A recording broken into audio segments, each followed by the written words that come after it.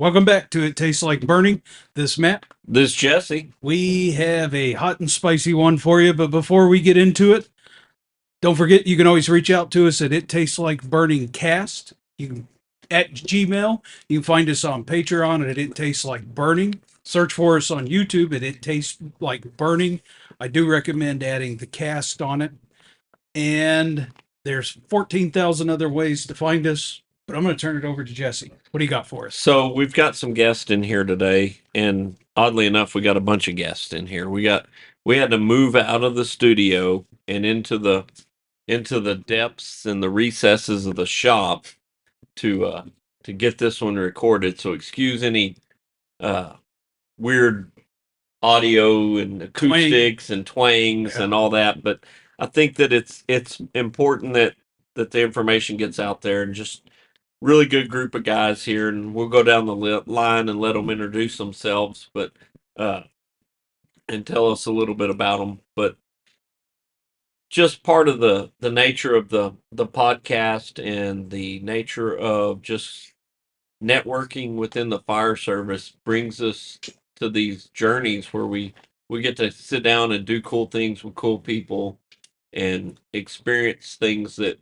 if we stay in our little shell and our box and our cocoon at our department, we don't ever get the opportunity to learn more and grow from each other. And I think this is a good example of that, just learning and growing from each other and exchange of ideas and be better firemen, be better volunteers, be better organizations. That's what this is about. So yeah, and just share information, learn from each other, and don't hesitate to actually, I don't know, make friends.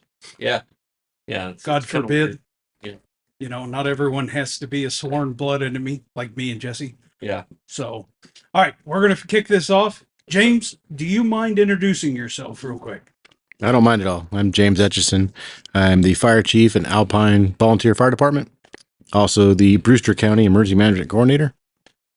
Awesome. And you're a long way from home today. I'm a very long way from home, but you know. Yeah. Now, it's worth it. How about down here on my far left?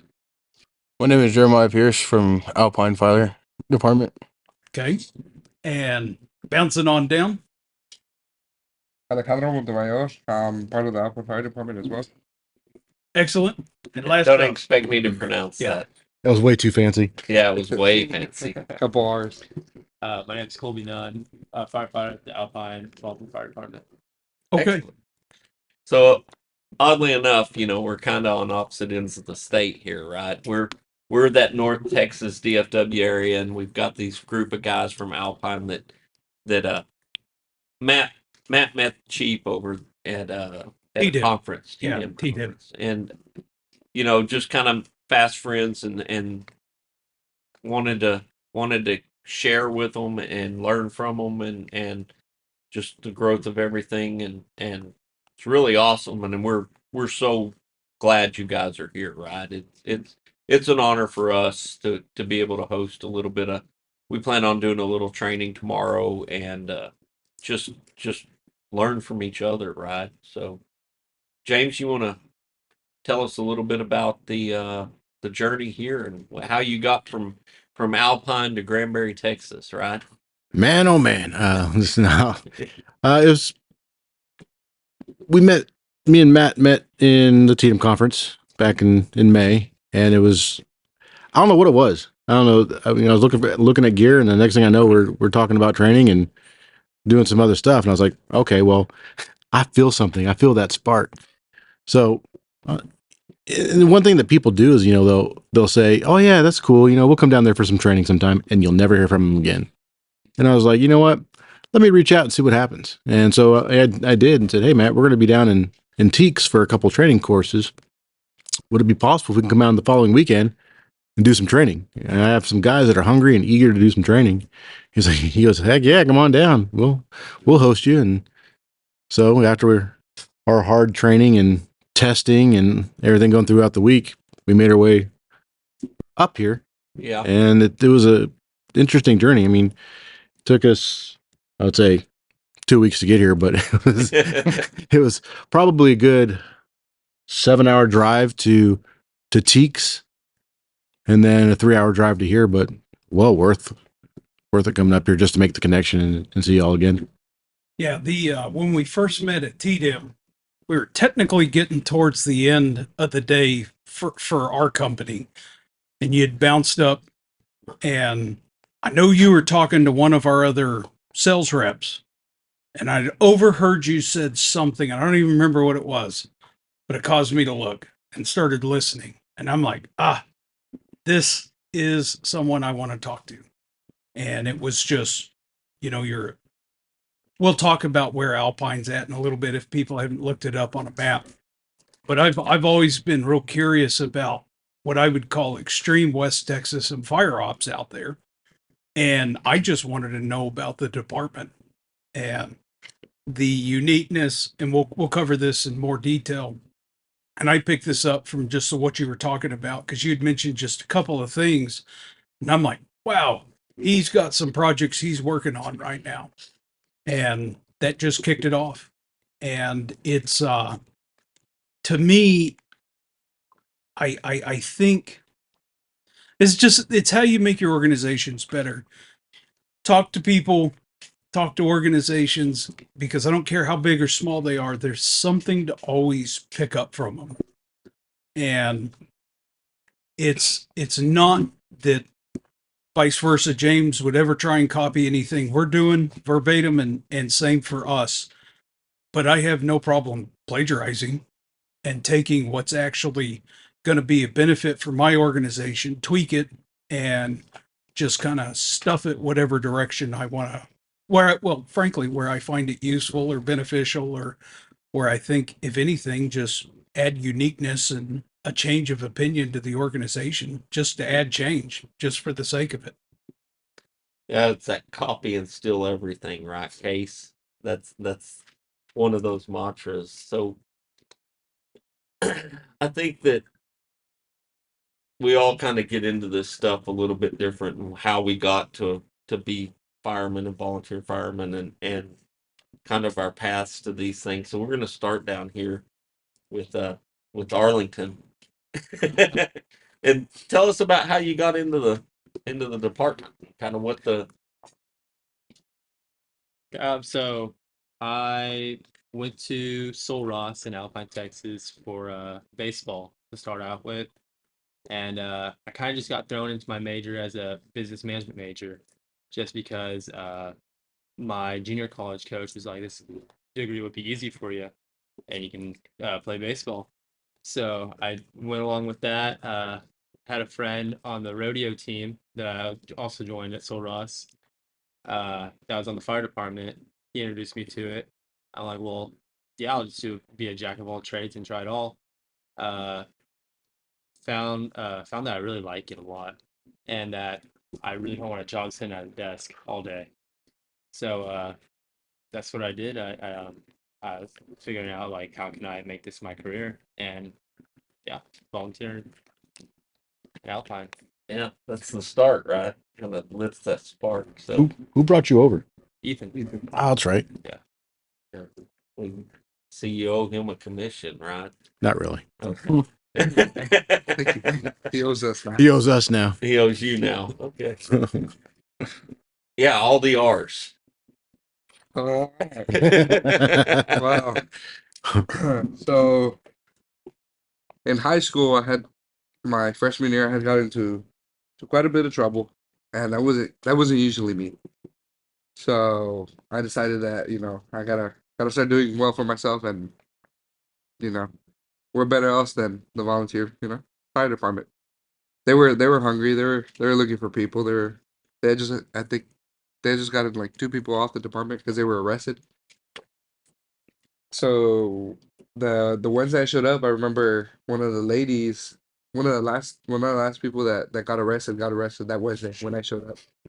So I almost got her gear, but thankfully she was like 4 foot something. So it worked out in the end.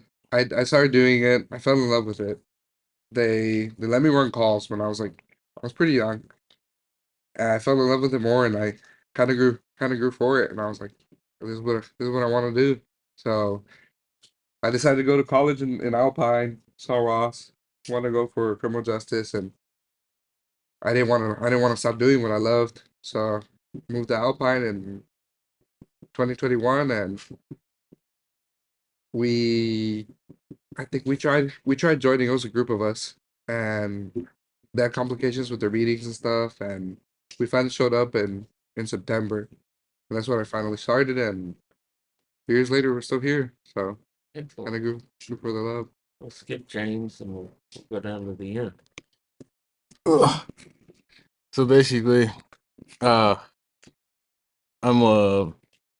fresh out of high school.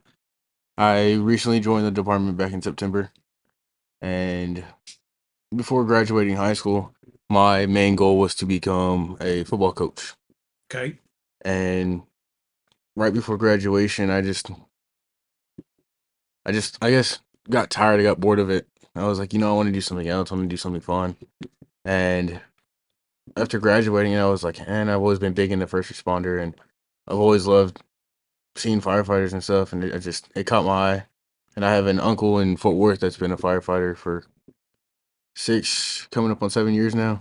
That was a question I was going to ask. Do any of you guys have family members or best friends or whatever that brought you into or directed you or inspired you to go into the fire service? I want to say it's genes. My grandpa did it. Okay. He did it for a couple of years, and I ended up loving it. And he was like, "Well, I did it for a couple of years too, so maybe it's genes. Maybe it's something from the genes." Yeah, so basically, after I graduated when I was 17 years old, and then waited a couple more months, and I turned 18 that August, and I joined in September. And my uncle had a big inspiration in me to do it, and he was every other day calling me and checking on me, like, "Hey, how's it going?" Or, "Hey, do you need help with this?" Or, what do you need?" Just like checking up on me every week, every day.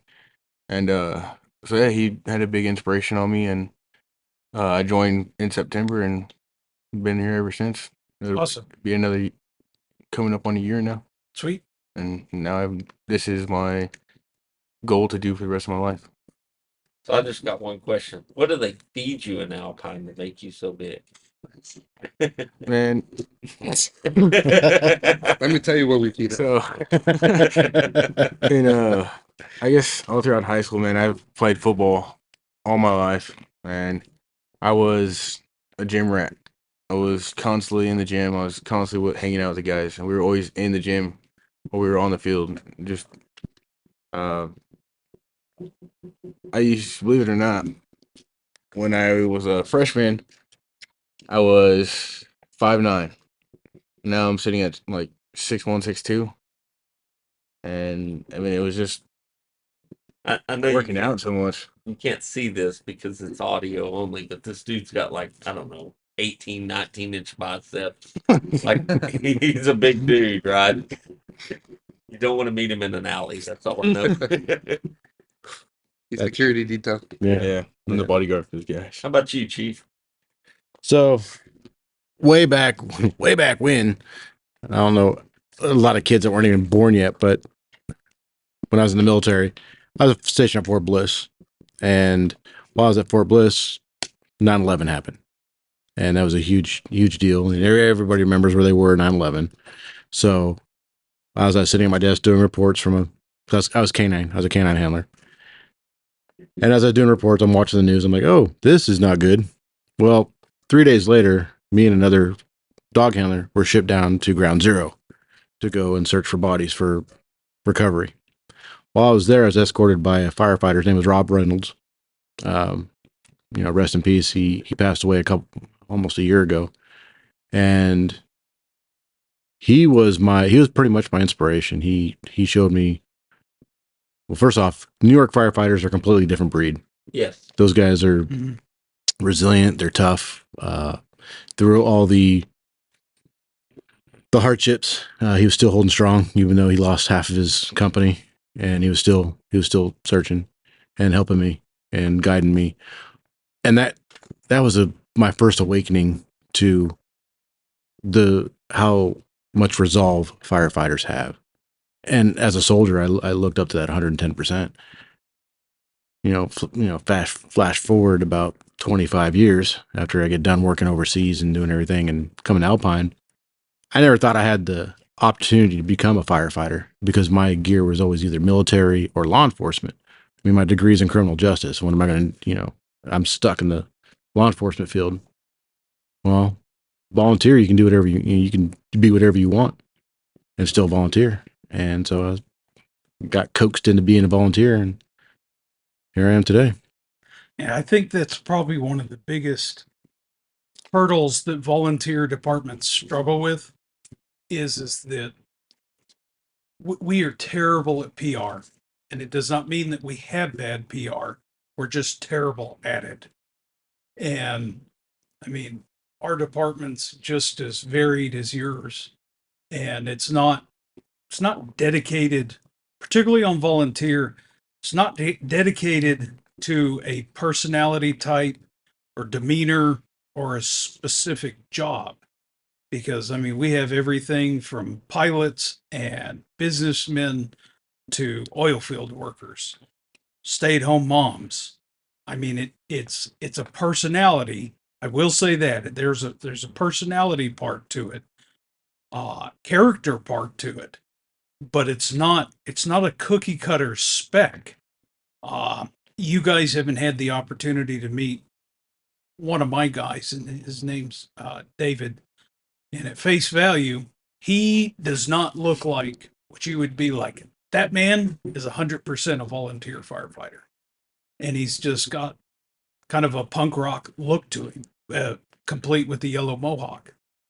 And he's just a proof that too many departments sit there. Jesse's coined a term recently called eating your own. And I mean, you got to be real careful. There's nothing wrong with having background checks and interviews, but you need to be real careful at the people you're turning away just because of the way they look or talk. You got to be real careful with that, because I'm telling you, you're potentially missing out on some of the best people in the world. And segue back to your point, anyone can do this.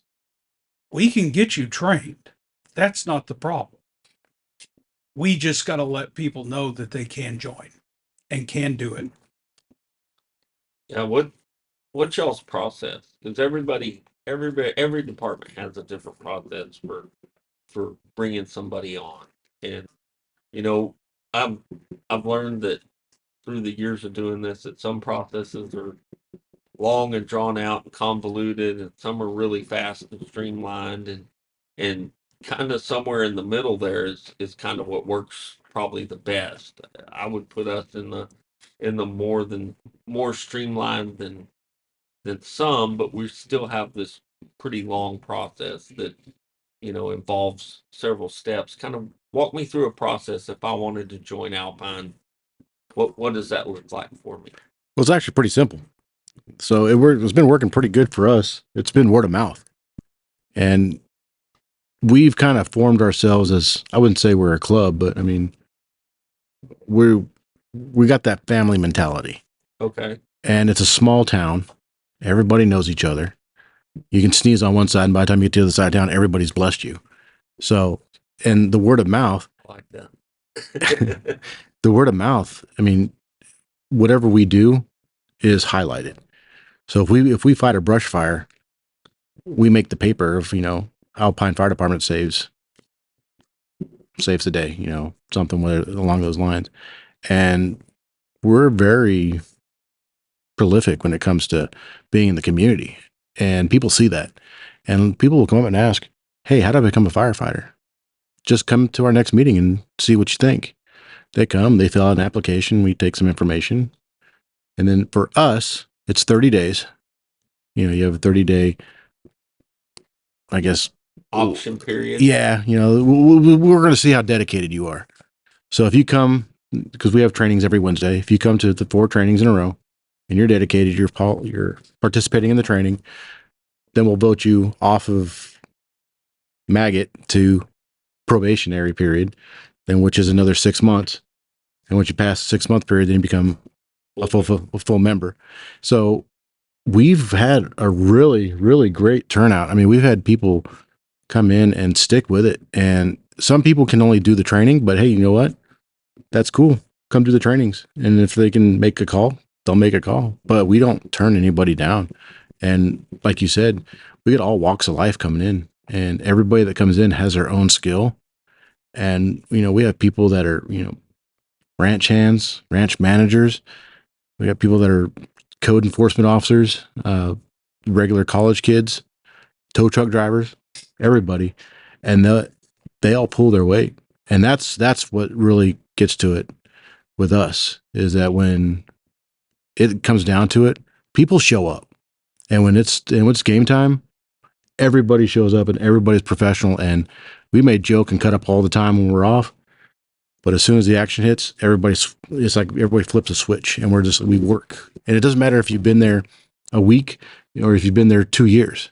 Everybody, for some odd reason, just melds together and we work as one continuous unit. And it's a really cool thing. It's hard to explain until you're actually on site and see it. Yeah, but we get that. I understand that. Yeah. And I think most of our listeners understand that just because they've been around and in the fire service. We don't, it's not a, are you all right over there? You need Just breaking stuff. break something. Need another stool. I was just gonna stand up. Okay.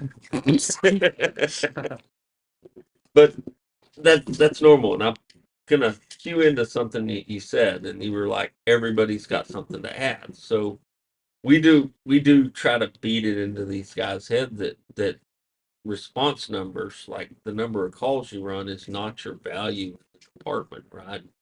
It's great that we have a guy that hits 600 calls a year, but it's the other things that guy does that are probably more important than 600 calls. The calls are going to happen, and somebody's going to go to these calls 100% of the time. Like, that's not a problem for us, but it's all the other mundane tasks that are just part of the station, right? And I know you said you're working on grants and stuff, and that's like a major piece of the department to tackle a project like that, right? And these projects that we work on the periphery are as important or more important sometimes than it's hard to say than the calls, because the calls are why we're there, but those things carry a lot of weight, and kind of, how do you see that? How do you feel about that, Chief? You're absolutely correct. I mean, I'm not the most technological person in the world. Right. I stopped using Facebook 20 years ago. So, I mean, I don't even have a Facebook profile. But I mean, I have all these young guys that can work the hell out of a computer. And this guy next to me, which is the reason why I made him one of my lieutenants, is because he does work hard. He does have that knowledge base for technology. He has leadership capabilities. So it's, it helps maintain that presence, and it also helps everybody else with that funding to make sure that we have what we need on site. And then with our ranch, I mean, a couple of our other guys, our ranch manager, we're finding something different out about this guy every single time he talks. We just found out that he's a professional eating contest winner and slammed 6 hot dogs in 2 minutes, and we're just amazed. But he's also a great small engine mechanic and diesel mechanic and everything else. And he's out there, working on our trucks and making them run. And it's like all these hidden talents and all these little nuances helps us grow and become more strong as a unit. What I want to add to that is there's a lot of people like, yeah, we're a small town, but at the end of the day, when we have the small and there's just calls that frequently come across, and we know what it is or we know who it is and stuff like that. People that show up to that, I think that also just means a lot too, because there's people that they're like, oh, it's nothing big, they're doing it for maybe for the publicity, and stuff, but there's I want to say that about our department. I They think always show up. I think they're doing it because they have that sense of purpose, right? I think it goes back to a lot of that sense of purpose that you get from doing this, right? There's a lot of guys that go through life and don't necessarily have much purpose, and I think that piece of it is it's not can't be overlooked completely. It's an important piece of the whole equation of being a volunteer. Yeah, I don't know quite how you market this, but in a modern society, I'm going to come at this backwards, but come right to this central point.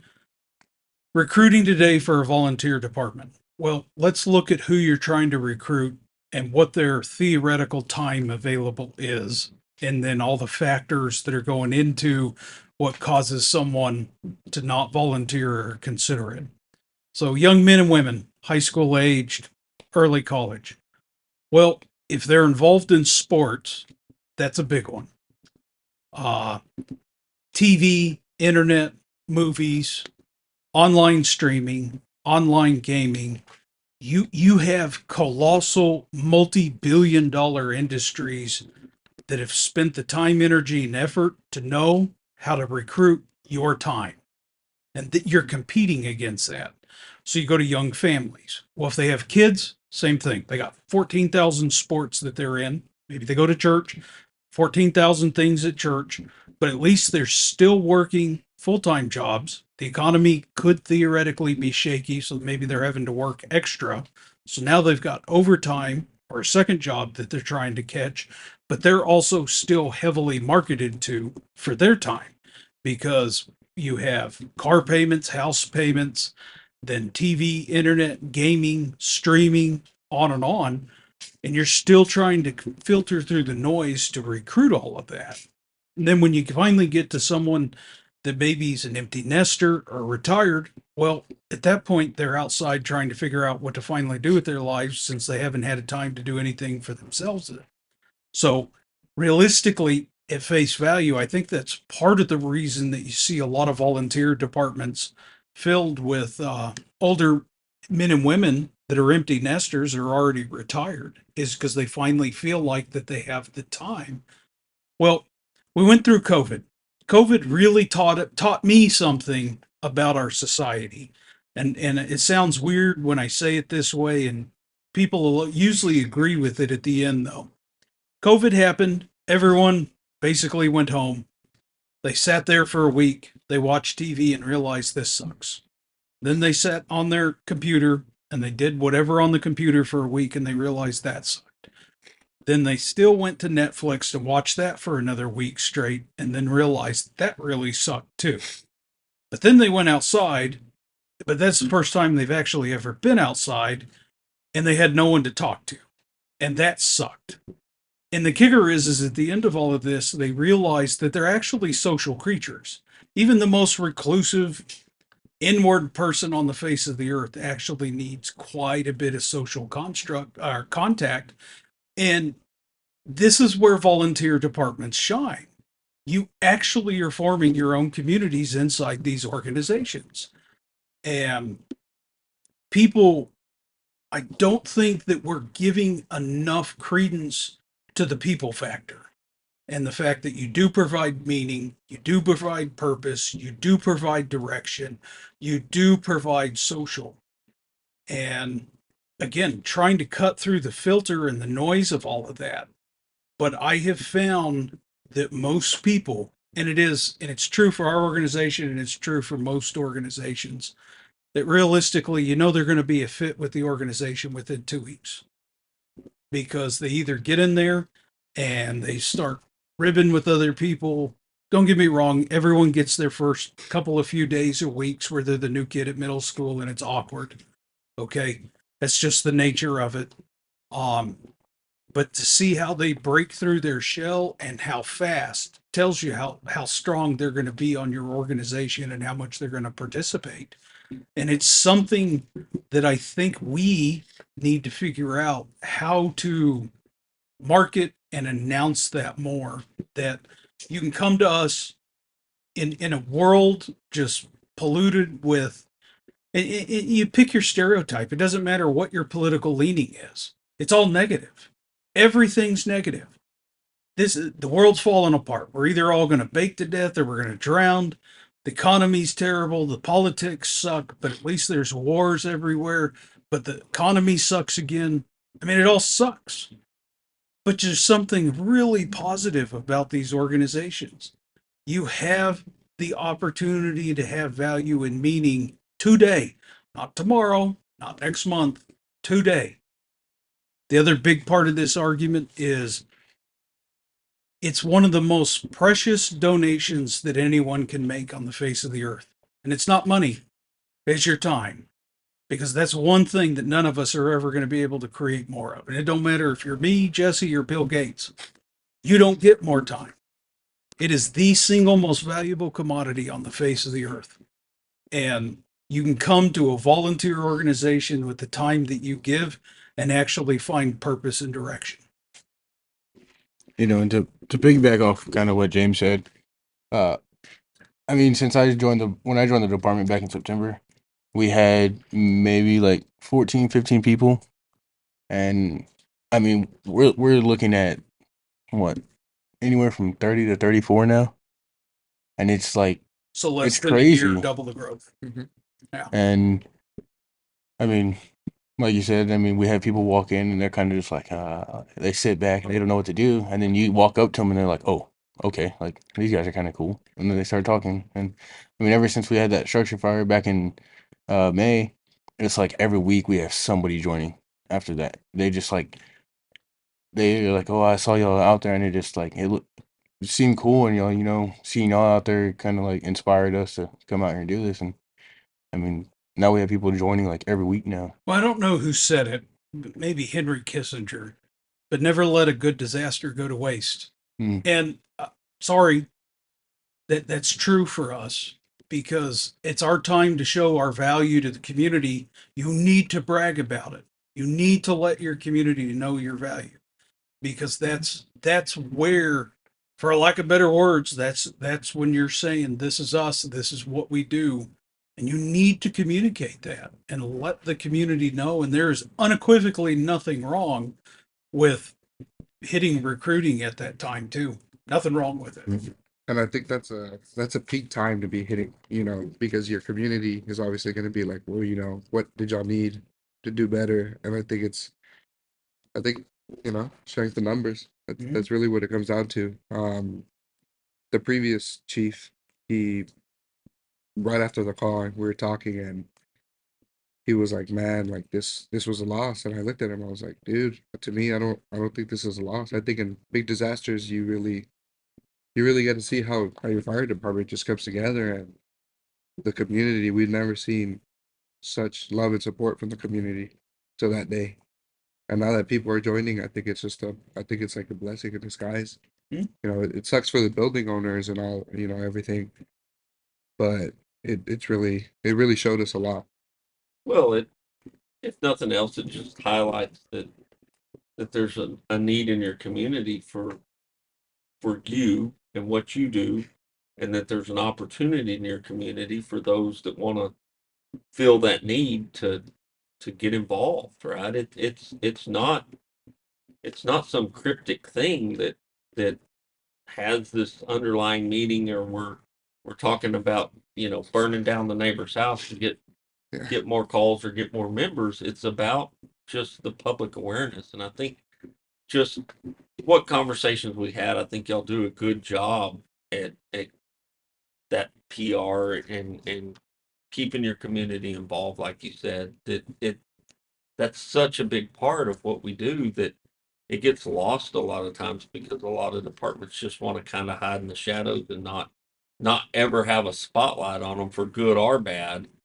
And with that though, you're gonna get the spotlight on the bad too. But it's not that the bad thing happened. It's how you handled it and how the department learned and grew from whatever it is. And I mean, you made the comment about the people getting arrested at the meeting that you got voted in on, and that's a new one for me. I haven't had that one happen, but that's one of those things that could be a PR nightmare, but you're obviously bounced right past that into bigger and better things. And I think leadership and just having a clear vision of what the department is and what it's going to be and where you want to go and all those things just make that an easy path. There's one thing that you said, Chief, that I'm kind of interested in. About a year ago, 10 months ago, you started growing. What were you always at 10 to 15 people historically at that number? Yeah, our numbers would grow and then shrink. We had a lot of people moving out at the time. We also had college kids that were graduating. So what changed? What reversed the trend? What There has to be a core part of that. What is it? A lot of more local people got involved. Okay. We reached out to the more of the local community. We still love our college kids because I mean, hell, I'll take a young back any day to do all the heavy lifting. I'm not a spring chicken anymore. But the local community got together, and with the local community coming and helping, we got a couple older gentlemen. We even had people that were used to be on the department years ago return back to the department and throw in their knowledge and their wisdom and help the younger kids. So what did you change, or what changed a year ago to make that happen? I think it was the leadership change. It was definitely the leadership change. Once the leadership changed, switched over, and it wasn't a do as I say, not as I do type leadership. It was more of a let's hear what you have to say. Let's see what you can contribute, and we're not going to hold you back type of mentality. And when you take the collar off, Yeah, it's amazing what happens. I mean, flowers bloom. It's birds sing, sun shines. It's amazing. And by removing that and letting people do them was a huge change, which made people want to come and share their knowledge. Yeah, that's awesome. It really is. To add on to that is it really did change. It changed the energy of the whole department. It really, you as a department, you feel when you have that type of energy and that type of momentum, you're moving forward. And when we were able to start bringing stuff around and be like, hey, I'm working on this, and they're like, great, how can we help? And that kind of that really flipped it from day to night. And thanks to this guy standing right here, we slowly but surely started doing, it was the little things, I think, because of him, he would buy us popsicles at the stores for like parades and stuff, and it gets hot out, right? And we'd go and we'd walk in the parade and hand give, these popsicles to the kids, keep them nice and cold and give them to the families. And I think that's really what really changed. I think that's kind of what the public saw. Like, okay, they're really starting to change, and it's being more closer to the public. We got into the public eye a heck of a lot more. We were doing splash days for all the kids. We were participating in almost every parade that they had going on.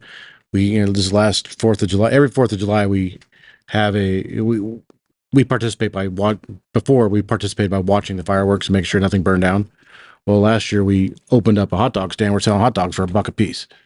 So it kind of gave us a little bit of a eye into the community. And then this year we hosted a hot dog eating contest and had a tug of war where we are 3-0 against Border Patrol. Not to brag, but we made the front page of the paper with that one. So, but we're getting out there. We're being noticed, and we're not just noticed for the negativity. We're being public servants and showing people that we're here and we care about them. We care about our community. To go off that a little bit, like you said, for this past 4th of July, it's like, I mean, we had so much fun out there, and the community was out there. We were wanting to play tug of war versus somebody, and Border Patrol was like, "All right, we'll play." And I mean, we had the time of our lives with them, and shout out to Border Patrol. They were good sports. They had a lot of fun out there with us, and They got a participation trophy. yeah, and people just saw how much fun we're having, and then with all the other events, people see like, oh dang, these guys, like, they're having so much fun. Like, maybe I'll show up one day and go hang out with them, and they show up and they hang out with us for the day at the station or something, and they keep coming back, and then a couple months later, they're a part of the department. And the one thing that we did start to establish at the 4th of July was we're starting a junior firefighter program. Excellent. And we got a good whole whopping 2 names on our list, but it's a start. Well, And two's better than the 0. You had. exactly. So once we, Right? yep. And I think So once we the get that more- going, the more kids see that, like, oh dang, like they open this up, and I mean, what we're doing it from 12 and up to 18. Yeah. And I have a little brother, 15 years old, that signed up for it. Excellent. And I think with the other kids seeing that once we start it and it gets out there to the public and they know that we're doing it, I think we'll have a lot more join. And I mean, we've been doing a lot of stuff, and it's like every week we have somebody new joining. Yeah, well, And remember, the first one through the wall gets the bloody nose, so the little brother might get the bloody nose. Hey, Tell him not to be the example of what not to do. Right? yeah, you're a junior firefighter. Take off the bucket gear. You're not going in. and They're awful quiet down there on the end. Arlington. Just to segue a little bit, because we actually do have weirdly like an international audience.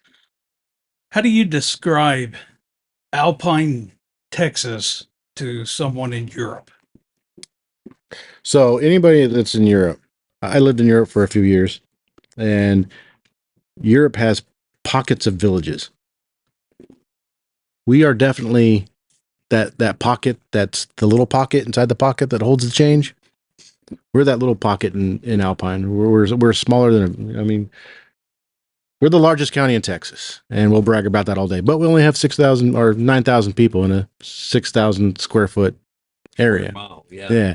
So we're small, but we're mighty. You know, we're a strong community. It's small, and I mean, I can't emphasize how small we are. It's just, let's say it takes And 5 minutes to get from one side to the other side of town. Like, that's how small it is. Yeah. but it takes 2 hours to get from one side to the other side of the county. yeah, Right? yeah.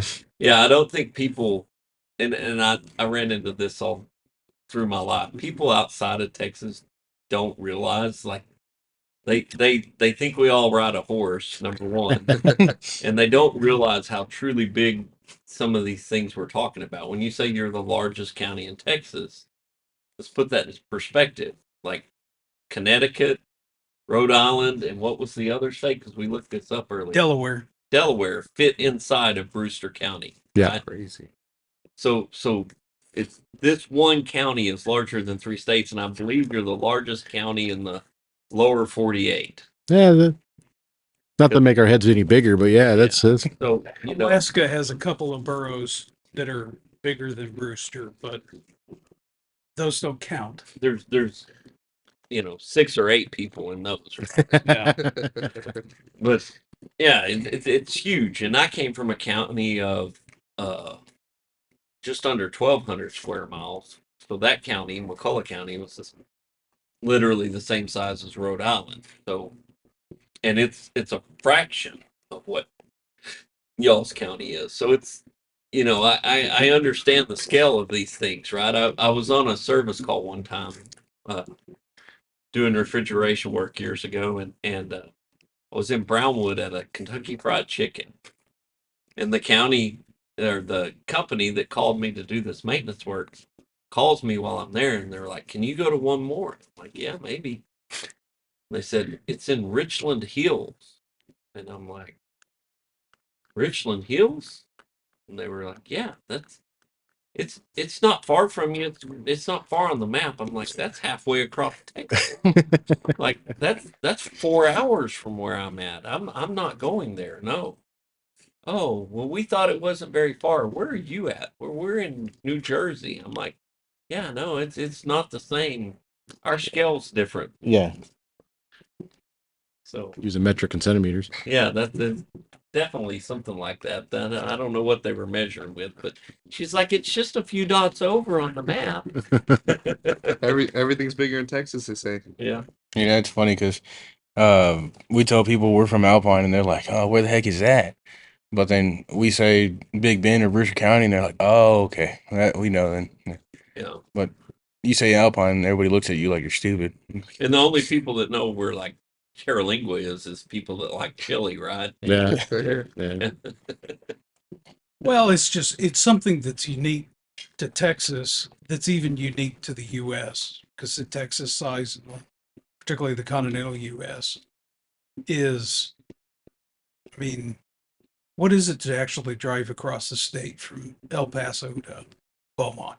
10 hours, 11? Yeah, 10 hours, about 10 hours. And then same thing, Dalhart, Brownsville's probably every bit of 12. Yeah. And I mean, you're still in the same state the whole time. And even on the East Coast, like it's less to drive from New York to Chicago. So, I mean, it's hard to put the size of the state in comparison. I mean, and there's really only one other state, and that's California, and that'd be driving from North to south, North not to east south, to west. Go, Right. Gold Coast, San Diego. Yep.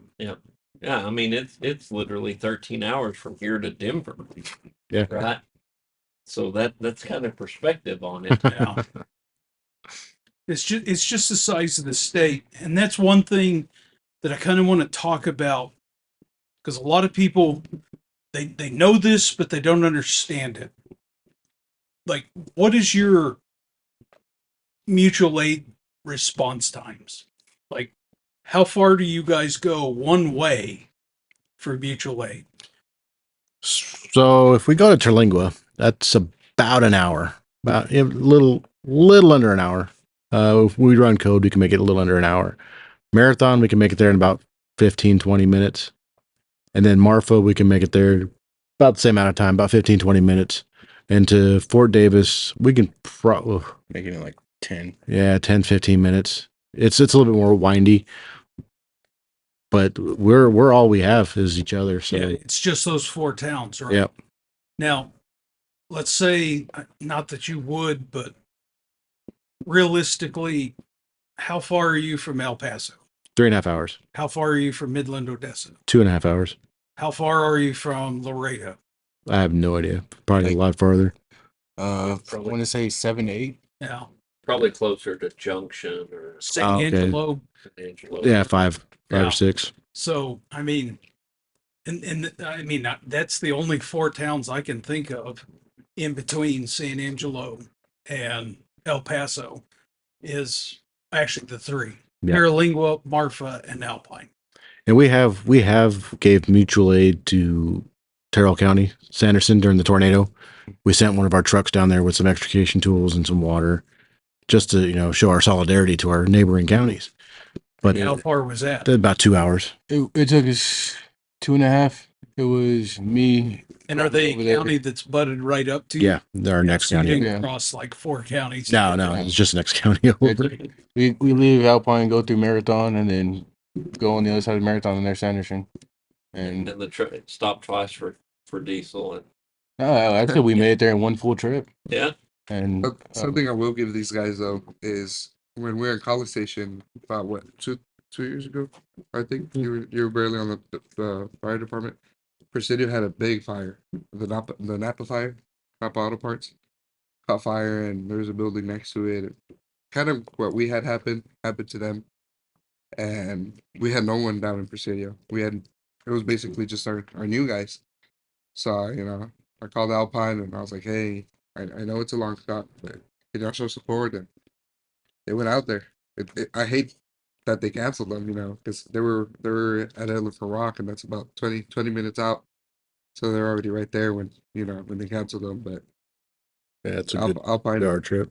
that's the cool Alpine thing. does really help a lot. That's the cool thing about us is like if somebody asks us for help or somebody tells us to go somewhere, it's like okay, when and where. Like We'll never Already. say no. like we have guys that are willing to go and ready to go at any time. And what helps is And- kind of we're right in the middle. Mm-hmm. We're right in the middle of everything. So We're the big city. Alpine's the big city. Yeah. And that's the best part about it is like when that tornado dropped in Sanderson, they had 2 drop through there, and they called us and they were like, "Hey, we need a couple of your guys to come in a truck." And it was me, Colby, and one of our other guys, Ethan, loaded up, and we're like, "All right, we'll be there." And we loaded up How far everything of a and took drive off. is that? Going code, we made it there in 2.5, but normal drive 3.5 hours. Yeah. That's the true uniqueness of what you guys are facing. I mean, Northern Canada has that, Alaska has that, but maybe deep eastern Montana has that, but realistically, the rest of the U.S. really doesn't understand like the definition of rule, and then there's outline. Yeah. So, and it's a really unique part of the U.S. Um, have you guys had the population growth that the rest of Texas has experienced? Not a lot. We've had I want to say Terlingua Terlingua is the greater part of that. I don't say it as eloquently as he does, but yeah, Terlingua has grown. It was a small little town. Why have more people moved to Terralingua? That's Remote. truly a mystery. I want to say it's very It's very remote. And well, the thing is that the way that they advertise Terlingua on for realtors, oh, you can own 25 acres out in Texas and own all this land, and they're like, oh, cool, and they go out there and they realize it's crap land. I mean, Dirt. there's nothing there, and they're like, oh, great, now we just bought this. Well, might as well do something with it, and they end up moving there. they're in Caliche. That's what it is. Yeah. So I mean, they've grown, and people have gone out there and built businesses, and they've grown Terlingua a little bit. Over the 3 years, because Yeah. we have land out there. I think I stopped going for like 2 years. I went this year and I was like impressed. Yeah. Impressed. We're talking about new buildings, new restaurants. Like what, 1,000 more people? Yeah. Yeah. Well, that'd be a lot for that area. Oh yeah. It is. And the crazy thing is they have more restaurants than Alpine does, and then that's Yep. But it's a restaurants. touristy. I mean, Very. it's kind of always been kind of a touristy well, thing. it's the entrance to the Big Bend, Right. so they get all those touristy going into the Big Bend National Park. So it's they get all that traffic, but they're not they're not so self-efficient off of the tourist traffic anymore. So is the product store in Marfa real, or is it just a paint? No, it's a whole building Yeah. with 6 whole shoes in it. Yeah, 6 whole shoes. 6 whole shoes that are worth more than my paycheck. And a fence full of locks. Yeah, and a fence full of locks, love locks. Yeah. So if So you get married, go check out Marfa. Marfa they got Product it Store. all. What are some of the other more unique challenges that you guys face from a fire service, literal service perspective in your community? That's, again, it's going to be kind of very specific to your region. Is it terrain? Is it weather? Is it just the distances traveled? What else do you guys have? Well, I know the answer to this, but Colby's been awfully quiet. So I want Colby to answer this question because he knows. Because I'm just going to say, just because he's an athlete, the area that we're at even poses a challenge for him. I'll let him explain that one. Yeah, so coming from DFW area, coming from the DFW area, whole different terrain over in West Texas. Driving out there, it goes from green to more brown, to even more brown, and then you get alpine brown, and it's just dirt, rocks, cactus, and man, you go up in elevation a lot. There's mountains out there, and me being an athlete, I got to my dorm room, walked up the stairs, and I was out of breath. It was that bad. What's the elevation out there? Do you know? I'm not exactly sure. I bet About 4,500. 4,500 feet. 4,500. Yes, sir. I believe most people in Texas are like 500 feet. Yeah. Yeah, I think Brady's 1,800. I think we're about 600. We're right at 700 here. Okay. Yeah. So in Denver's the Mile High City, and it's definitely more than 5,200. Right? But yeah, what's rattan? Rattan's probably 8,000, 10,000. No, they're not that high. I would guess between 58, 6,500 feet. Yeah, Y'all are way up there. You get a nosebleed there, right? Yeah. Well, Yeah. and you said you were out of breath. What else? What else has happened metabolically there at that point, right? Yeah, your lips will go dry, your hands will be dry for the first month or so that you're there, and then you'll get used to it. You- It's high desert, right? Yeah. Yeah, one thing that a lot of the tourists come in, they go hiking in the Big Bend. And they're like, oh, I've been hiking my entire life. And you're like, oh, okay, you're going with that one bottle of water? Yeah, any suggestions? Yeah, go buy 4 more gallons of water. Because it's a dry heat, and they're going to get up there, and they're going to go through that water in no time. We've had quite a few deaths up in the Big Bend because people get dehydrated and die from heat exhaustion or heat stroke, and they just underestimate the elements.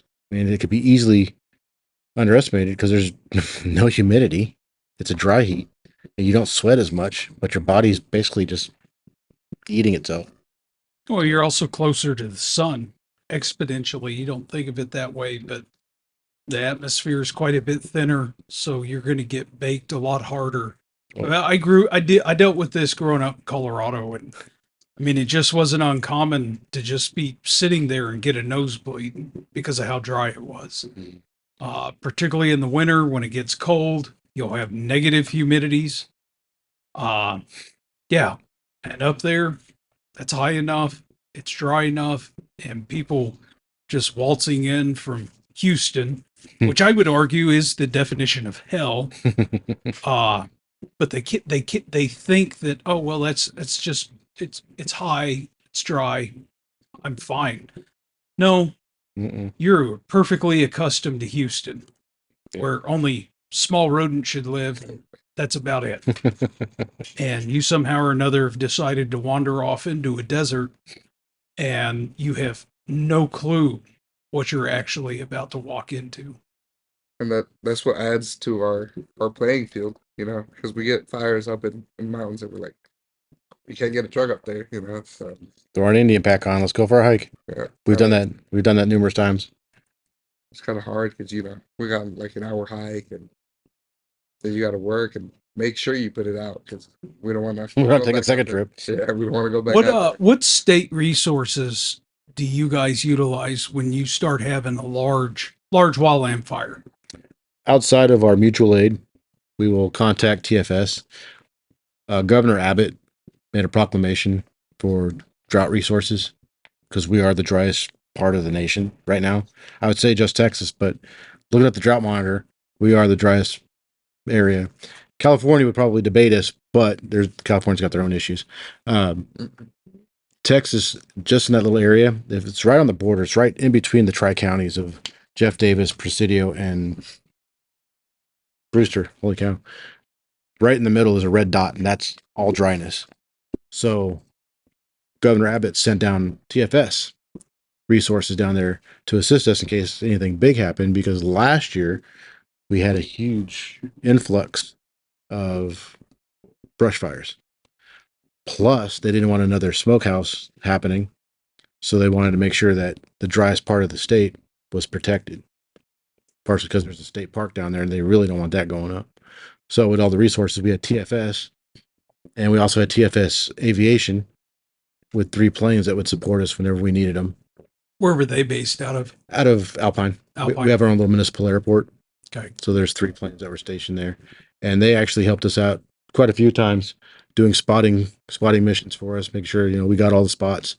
And they flew over Presidio and helped with Presidio, who had it was a fire that was in a very, very bad area and burnt up 155 acres in a span of 2 days. It was like 385. Oh, And it's because of the drought, we used to have the Rio Grande run through Presidio and all that, and they moved it down. They changed it from a river to a creek because you could just walk over it, drive over it, and you're in Mexico.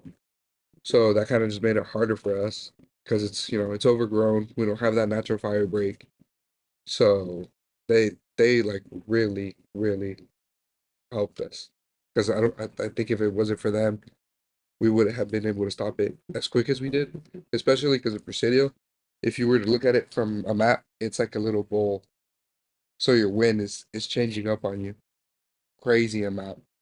So and that's what really outplayed us. Even with having aircrafts on it, and then being able to throw retardant on it, they were still having trouble with it.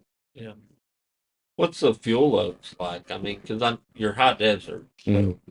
you don't have the prairie grasses and all that stuff. So what fuel are are around out there? I mean, I know there's grasses, right? There's remnants of grass. It's a bunch of dead grass. When it does rain, 1 week's rain is next week's grass. So when we did have good rain, it grew beautifully. I mean, Mhm. Alpine was gorgeous. We towards the end of last year, we had consistent rain and we got good grass. And we thought we were out of the drought. And then all of a sudden, just all that tall grass dried up. And now it was just sitting out there, just waiting to burn. And that's exactly what it did. It did from elements of nature or a chain dragging on the ground or something, just any little spark, it would just kick that thing off. You guys have sagebrush or mesquite or anything like that We out have there? mesquite, greasewood, ocotillo, and ocotillo dries out really quick. What's those big tall ones?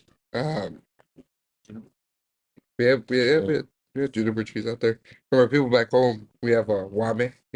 That's what we call it. Wame mesquite trees. You with those made up words again? But it's really just it's all that but overgrown. Kind of starts growing on each other, and that's what happens with the rain. With the rain, they'll grow super quick and dry super quick again. And it's hard to maintain, especially when you got landowners that own thousands of acres. Well, and the cattle industry's not what it used to be. Right. And a lot of that ungrazed land that used to have some livestock and stuff on it, it's just not the same anymore. I mean, if you're not a feedlot in Kansas, there's no cows, right? Right. A lot of our ranchers ship cattle up here. I mean, because we saw how green you guys are here, and it's beautiful up here. I mean, it looks so good. I want to go out there and start chewing on some grass. I mean, like, holy cow, this is awesome. That's what we were talking about. We're coming in, and the way our cows look down there compared to here, easily 100 pounds. Yeah. Oh, yeah. Like, You got cows here that look like Jeremiah. Yeah. We've had unusual weather the last 2 months. We had a very, very dry spring, classic Texas spring, that March, April, very, very dry.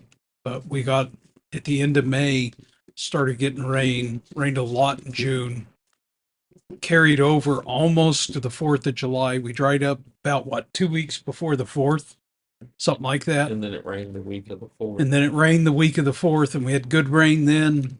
And then as Hurricane Beryl passed by us just east, we didn't get a ton of rain, but we got more rain then. So, but usually this time of the year, we're usually pretty dry and several degrees hotter. This part of Texas can get really hot, really, really hot. It's actually kind of weird.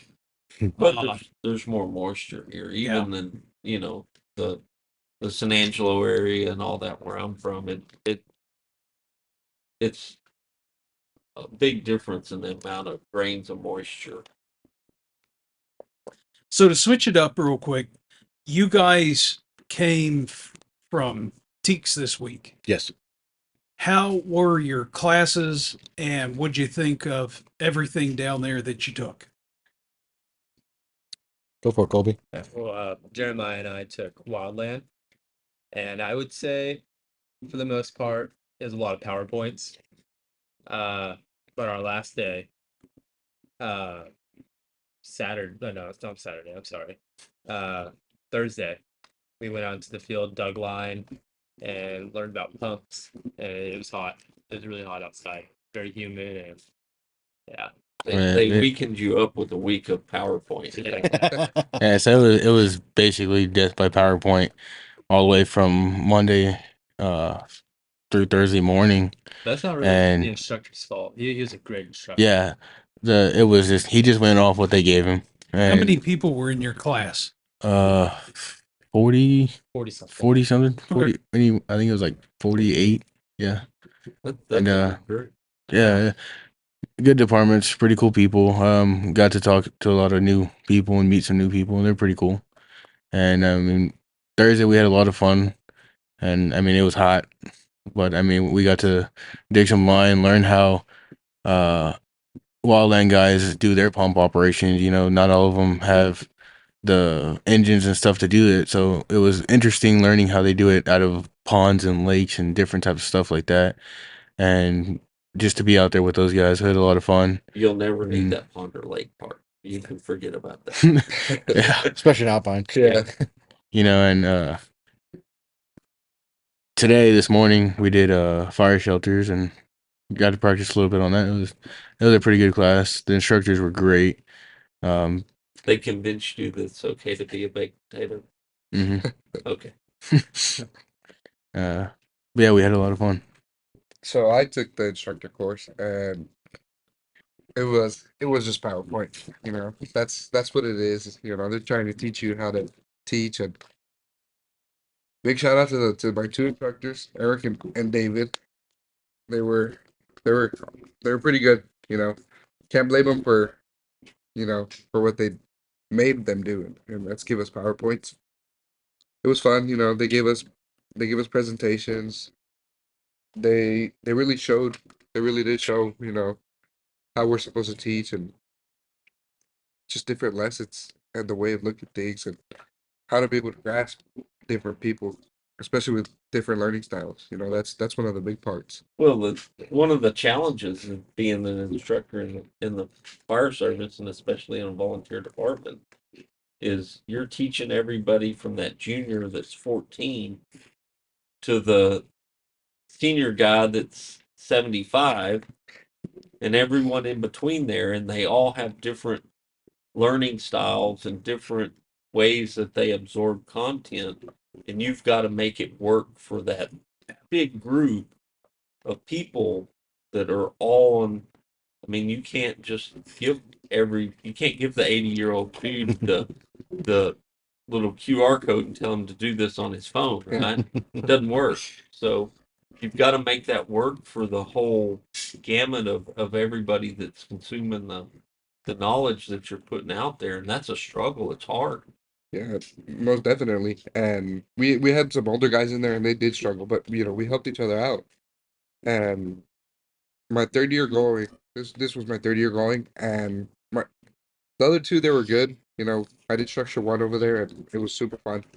If you're going for firefighting, and I recommend it. Structure one, structure two, they burn, they show you, that's amazing work. So I'm hoping to go again and do my structure two. But it was great. How many people were in your class? Yeah, maybe about 20, 25. Okay. It was a good class. It wasn't full. They they were expecting more numbers because of the hurricane that just passed through. A lot of people had to cancel and go back home, or just because they couldn't drive up there. So that was very that was a very crucial point for Teeks because they lost a lot of people because of that. I think they only had 2,000 something people show up this year. So that's not very much for them.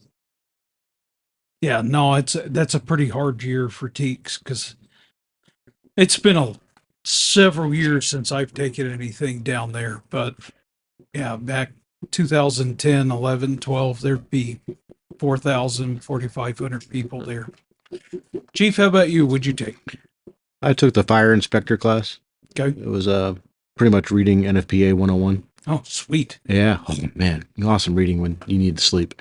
I read chapters 1 through 16, and it's definitely a good sleeping aid. It'll wear you out, and it's the journey to. It's the first step to the journey of fire marshal. There's many more steps left over, but it was good. It was a good lead up, and the instructors. Once again, the instructors are great. All of our instructors were fire marshals, and they were very, very knowledgeable, and soaking up that information was great. We had a class of 9. Ooh. And 9 students. That's a tough class, right? Yeah, 9 students, 6 instructors. So almost 1 for 1. Well, at least you got attention. Oh, yeah, a lot of attention. So my very last question to you guys is, we didn't catch you on this. Yeah, he did. He was the first one. Wildland. Was he? Oh, that's right. Wildland. Yeah. It's getting late. Last question is, would you go to Teeks again? Absolutely. I'd definitely go to teams again. Yeah, I don't like doing it on my own. I like having an instructor and having the physical aspect of it. To have someone teach me that way. So I definitely go again. Hopefully in spring. Hopefully we could all go back and just learn more. Tackle more? Sure. How about you, Chief? Oh, definitely. Yeah, I'm always eager to put another wrinkle in my brain. I need more knowledge. I can never learn enough. Nobody can ever learn enough. And every time I go to something, there's something new that I never knew before. So definitely go learn some more. They're having another course up in March again, so Yeah, the spring school. we're hoping to go back and see what classes they have this time and jump on some new stuff. I mean, like Chief said, I mean we're hungry. We want more. And Awesome. there's the cool thing about firefighting that I love so much about this is that there's always something new to learn.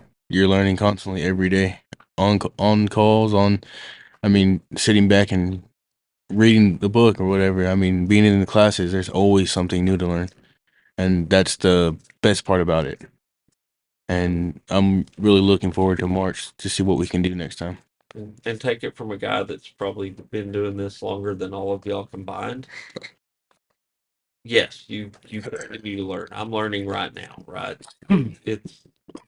It's that journey for knowledge that James was talking about. It's that putting more knowledge into the bucket so you've got more tools to draw from at any given moment. And it's not always the big chunks of vast knowledge that you get in a 40-hour class. Sometimes it's the little 5-minute deal that you learned in the back of the bays that really carries with you forever. And honestly, it's a big thanks to y'all. Y'all are going to teach us a lot. And, We hope. you know, we know, and it's gonna be good. I just want to go in there, act like I don't know anything, clean slate, pick as much as I can, you know. And when y'all are very crucial to that. Yeah, I don't know how many times we're like, can we get this week over so we can go to Granbury? I heard about coming up here, I was hanging out with him in his office, and he had told me that he had talked to you at the conference, and I was sitting there when y'all had talked about coming up here, and he told me what we were gonna be doing, and I was like, dude, heck yeah, like let's go. And we had sat there and we talked about it, and we were like, man, what would be a good time to go? And then we thought about it, and we're like, oh wait, we're going to College Station for the Teaks training. Might as well, as soon as we get done that Friday, might as well just take off to Granbury and go. And I mean, we're all four of us are excited to get started and get ready to go. Yeah, for you guys, that's by far the easiest way.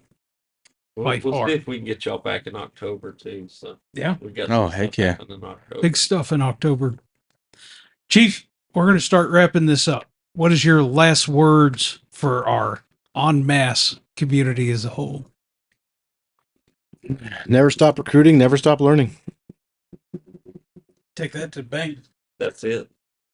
All right, guys, as we wrap this up, thank you. Really appreciate it. Thank you for sharing your story and your time. Because like I said, it's important for other people to hear it. Jesse, what else you got for us? Man, I think this has been awesome, and I'm just honored and proud to be here and experience it with you guys. So We will see what tomorrow morning has in store for us. In the meantime, questions, concerns, comments, theories, interjections, queries, or litigation goes to Jesse. By all means, reach out to us at ittasteslikeburningcast@gmail.com. You can find us on Patreon at ittasteslikeburningcast.